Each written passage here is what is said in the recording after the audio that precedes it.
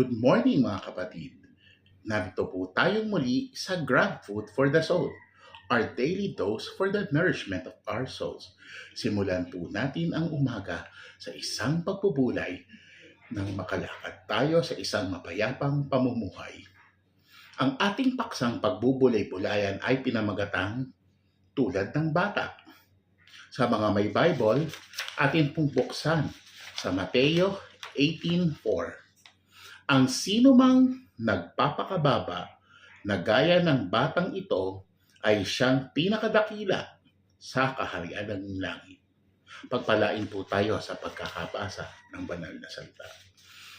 Sinabi ni Jesus sa mga alagad na kung nais nilang makapasok sa kaharian ng Diyos, kailangan ang kanilang pagbabago mula sa pagiging asal matanda tungo sa pagiging asal bata tulad ng mga sumusunod. Mula sa pag-asa sa sarili tungo sa pag-asa sa Diyos. As we grow older, we tend to be more independent. Natututunan nating mas umasa sa ating sarili at hindi yun masama.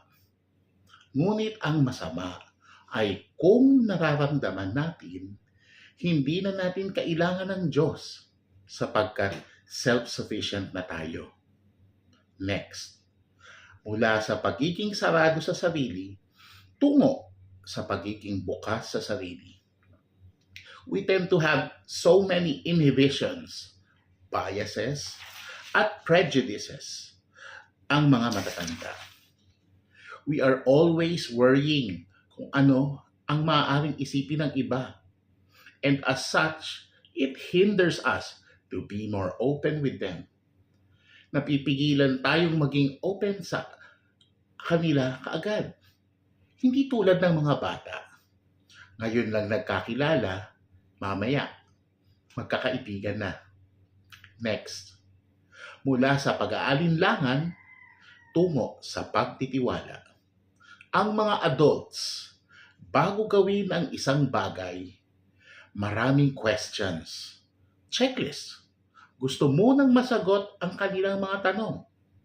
Pero ang mga bata, basta pinaniniwalaan nila. They believe in it and they will do it. Gagawin nila nang wala ng pagtatanong. Next, mula sa paghihiganti, tungo sa pagpapatawad. Para sa mga adults, hindi madaling ang pagpapatawad. It tends to linger and manifest in so many ways sapagkat hindi makalimutan ang nagawang kasalanan ng kapwa. Even if the incident had happened so long ago. Ngunit ang bata, nag-away ngayon, maya-maya bati na.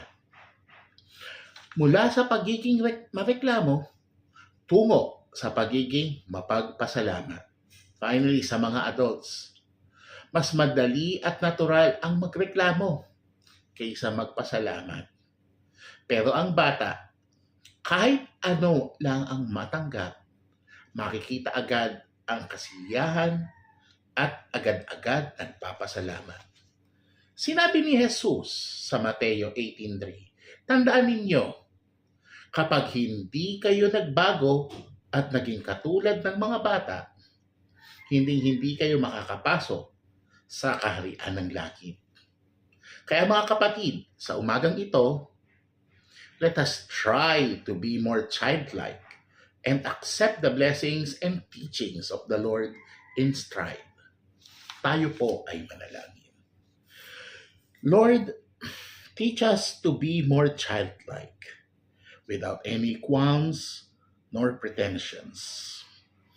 Guide us to be more pleasing to your word, teachings, and always be thankful to your blessings, big or small.